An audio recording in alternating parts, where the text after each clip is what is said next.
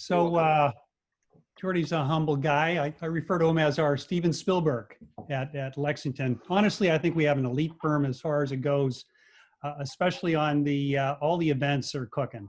Every month they've got women's empowerment. I'm very jealous about that. Huge events going on. We have art exhibits.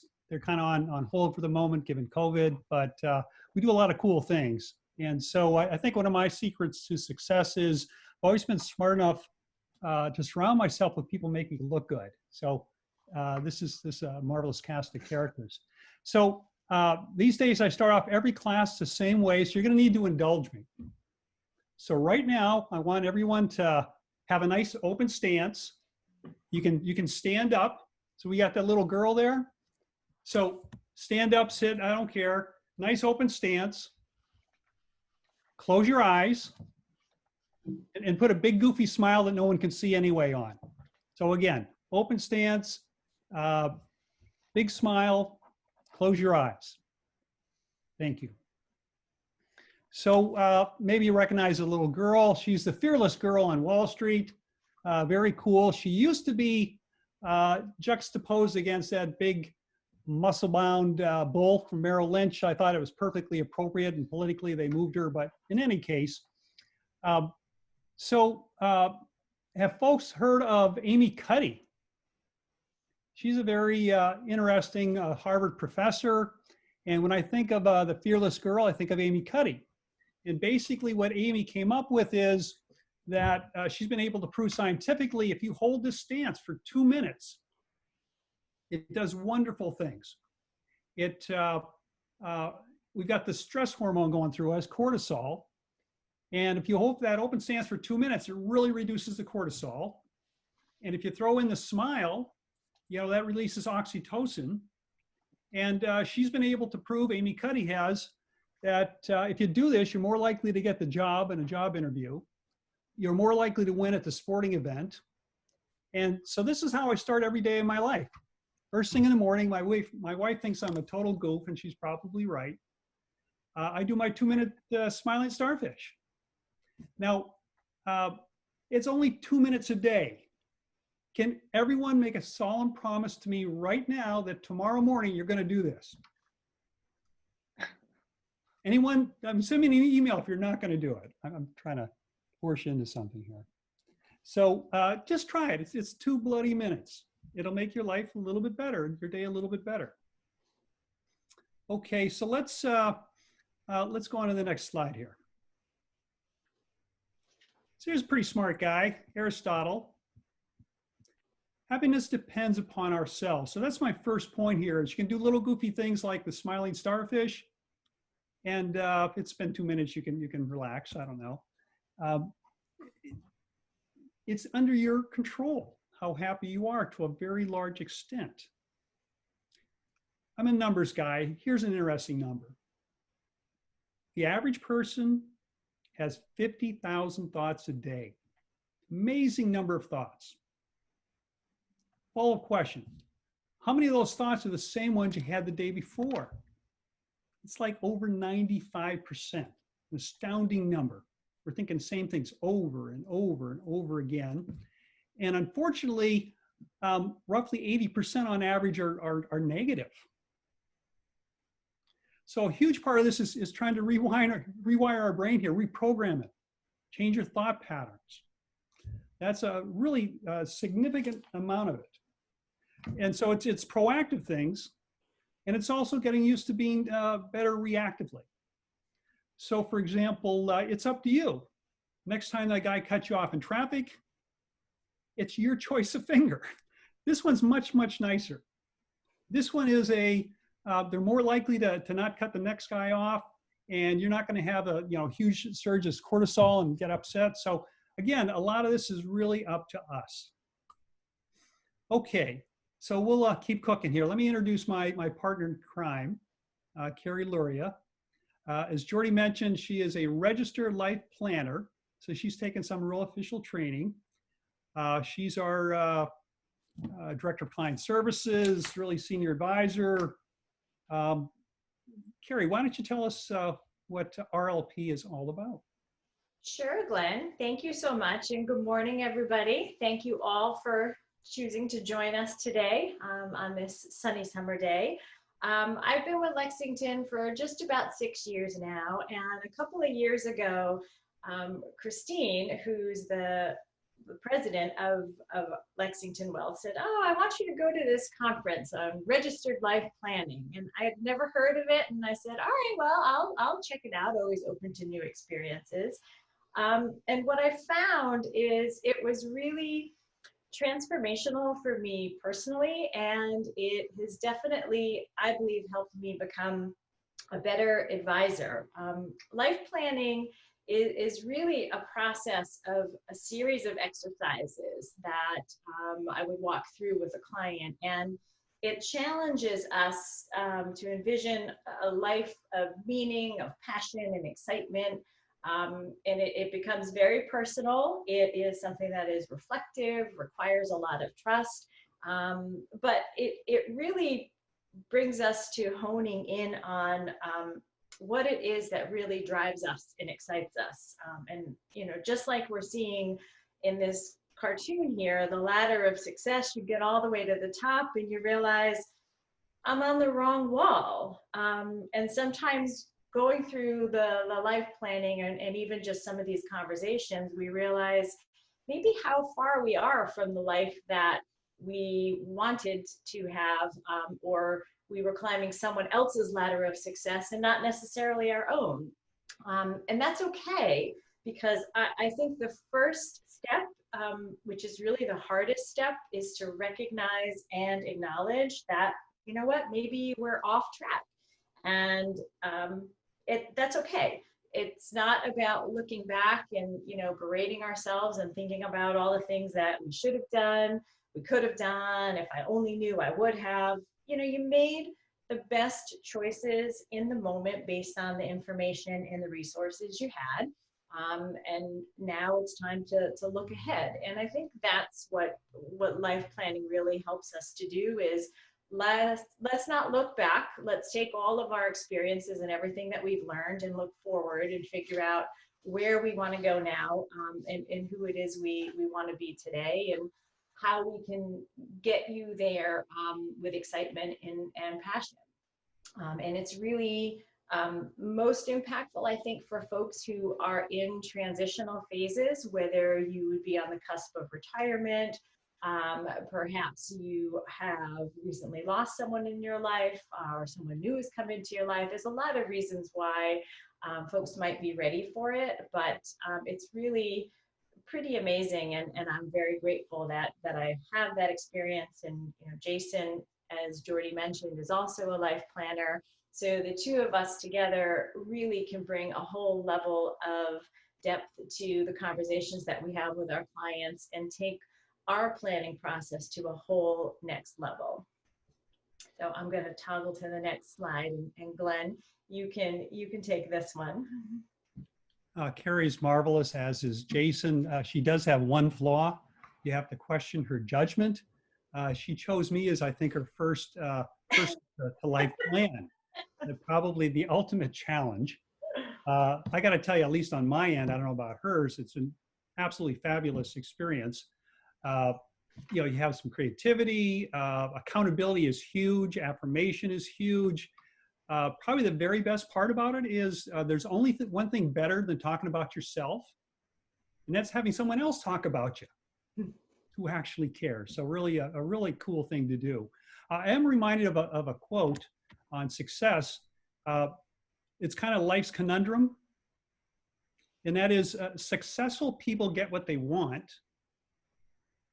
Happy people want what they have. So it's a bit of a conundrum.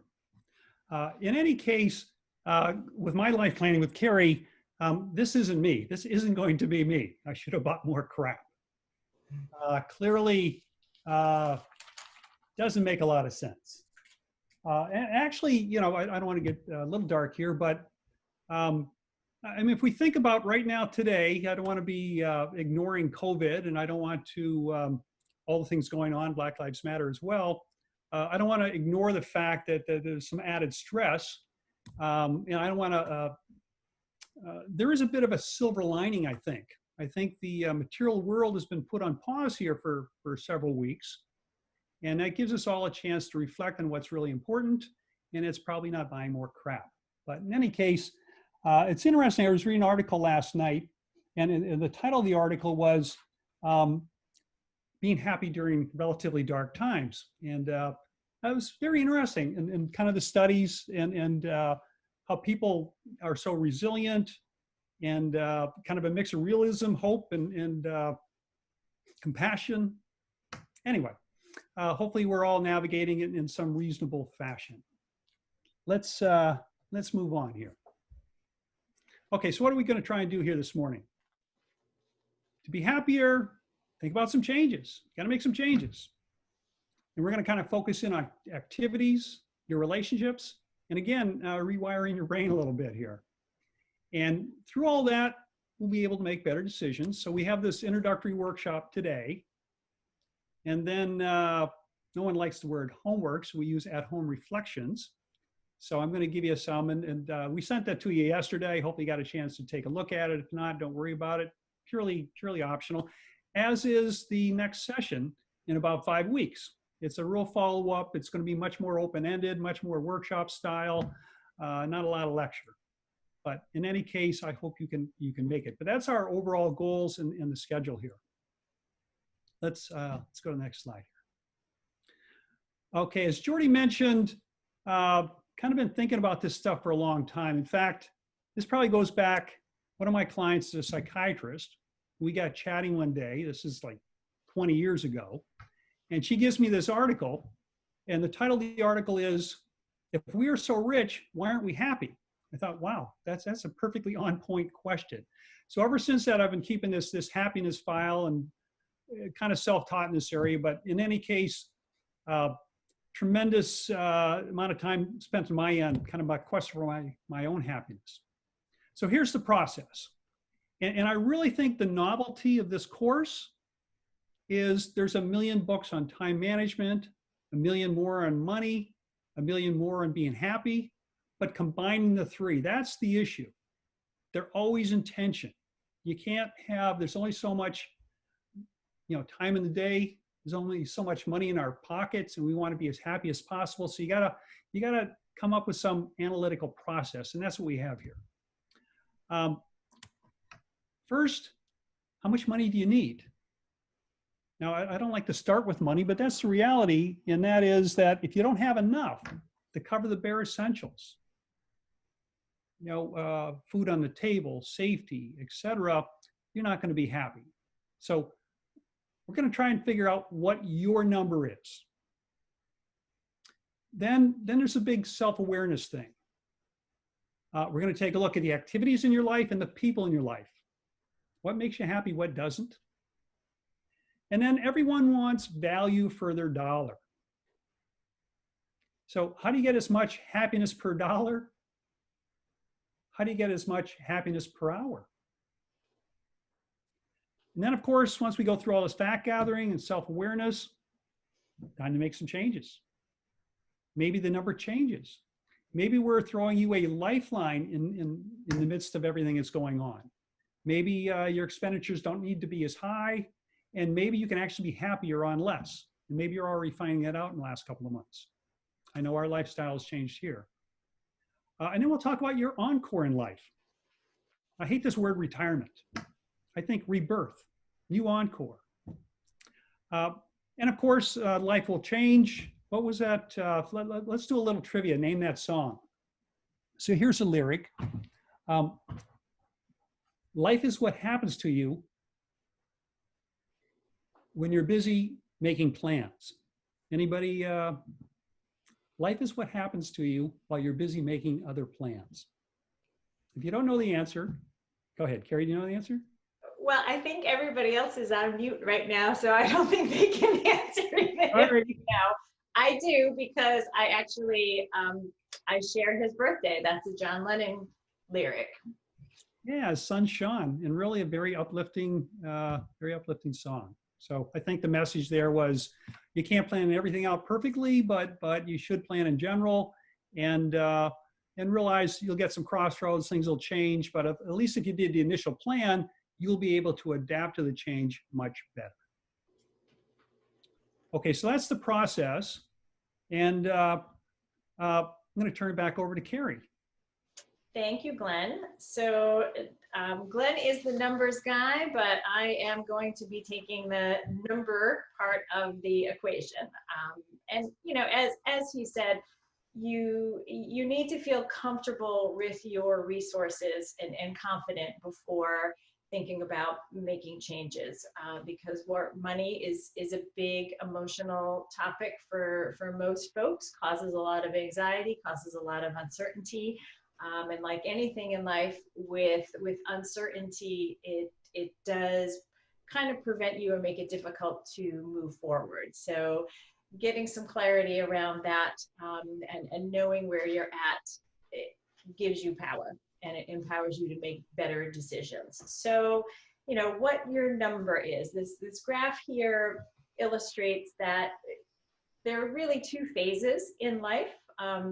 As far as your money is concerned, you essentially, in the earlier years of your life, you're in what we call the accumulation phase, where you're working, you're saving.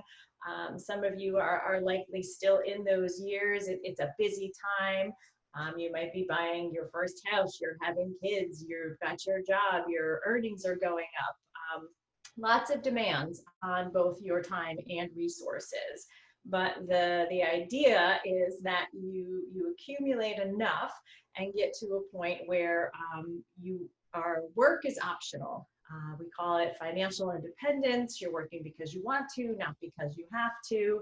And once you've reached that point, your steady sources of income, in theory, will stop, and then you are relying on what you have accumulated to carry you through. So, you know, one question is, are your life and money going on the same journey together? And are they aligned with one another? Now, no one necessarily knows how long we are going to live, and it's a different point in time for different folks. You may decide that I'm going to work really hard, I'm going to save significantly, I'm not going to be spending a lot of discretionary money in my early years because I want to get to that work optional phase as soon as possible, because there are other passions in my life that I want to pursue outside of my job. You know, not necessarily everyone loves their job and is excited about getting up to go to work. So your passions may be something that do not necessarily provide cash flow. And you want to look forward to spending the rest of your life doing that. So a lot of this has to do with choices as well. If you do not necessarily love what you're doing, what can you do about that? Perhaps you can shift careers and shift track and start working in a field or a profession that does excite you and you do enjoy, and maybe you're not compensated as highly, but you know what? I love what I do and I'm willing to stick at it and work an extra 5-10 years and to get the financial resources where I need them to be. And I'm okay with that because I'm loving life. So there's choices that can be made, and the timeline is a little bit different from folks. And a lot of us do enjoy and have passion around our work and what we do. And even when we financially, when our advisors and our planners tell us, okay, you're at that pinnacle, work is optional, you may decide to keep going anyway because you have a passion for it and you love what you do. And so it really is a very personal decision. Sometimes it's not always in your control either. And I think that where we sit right now with everything that's going on in the world, to Glenn's point, some of us are being forced to make decisions based on events that are occurring outside of us, either directly to ourselves or to our family. But you know, what's your number? If you don't know that, it's really difficult to make an informed decision about, can I enter into that decumulation phase right now?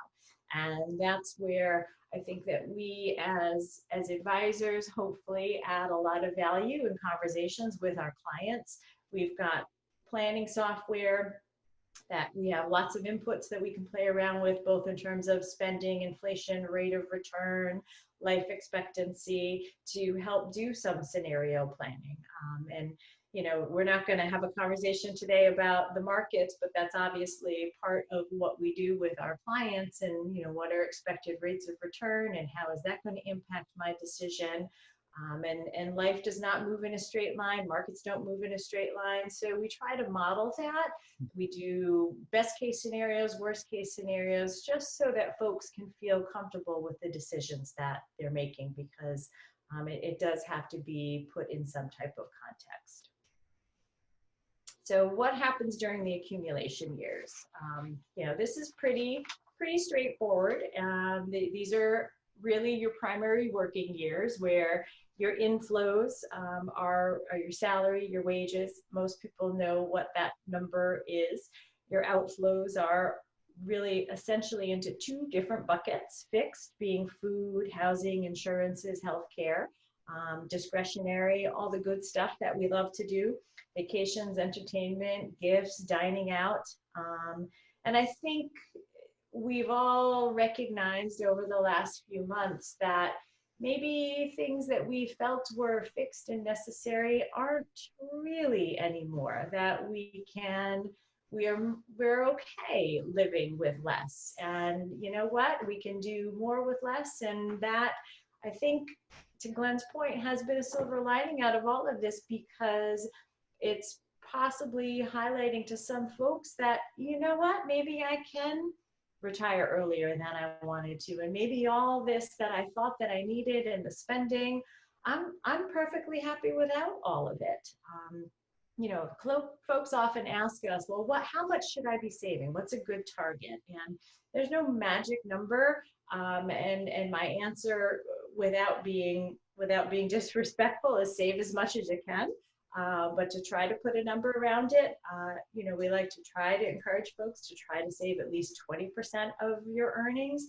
But really, the more that you can put away, the better your financial security will be, the sooner you might be able to retire. And it also helps you get prepared for all of those unexpected things that life may throw at you.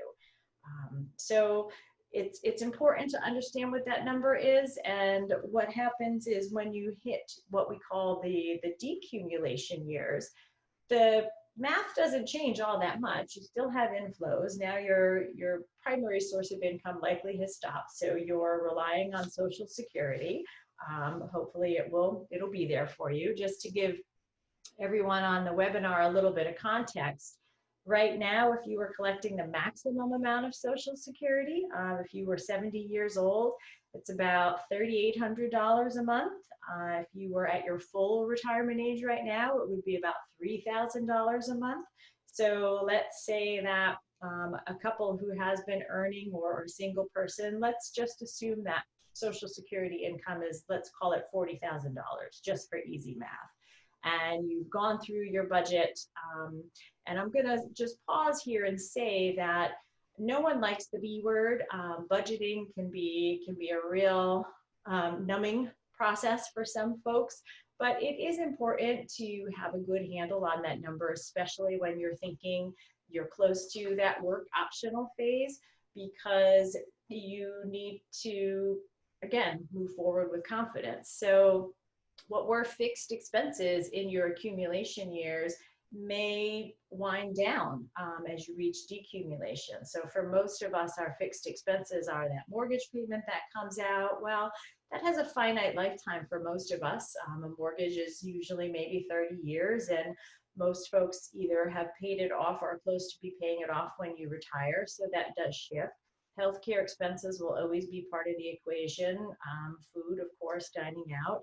And then that discretionary number, that changes as you enter into the work optional phase too. There's probably a lot of things that you've always wanted to do pre-retirement that you didn't have the time to do. So think carefully about that. It could be travel, it could be education, it could be spending more resources on hobbies. But the fact is, you kind of need to have some confidence around that so you understand how much you're going to need to draw from your portfolio in retirement. So let's say you've got Social Security of 40,000, you've done some careful budgeting, and you're pretty confident that you're going to need about 120,000. So the shortfall that you'll need to pay yourself basically is the difference between those two, or $80,000. And I think what we like to talk about next is what is your number? How do you take all of that and figure out your number? So your needed draw, which we just, let's assume it's $80,000. There is a rule of thumb called the 4%, and I'm sure that you have all heard that. And essentially, the thinking goes that you should have enough investments whatever your investments are when you enter retirement. If you plan on taking 4% a year starting at retirement, adjusted for inflation every year, thinking you're going to live for 30 years, you should be okay. Now, as Glenn likes to say, his only rule of thumb is he doesn't like rules of thumb, and I don't disagree with him. But a quick back of the napkin, 4% is still a reasonable place to start. Now, the caveat to that, of course, has to do a lot with capital markets and investment return expectations. And again, we won't get too deep into that right now, but just to put some framing around it, historically, the long-term average return for the S&P 500 is somewhere around 8% a year. The long-term return for 10-year treasuries or bonds is about 4.5% per year.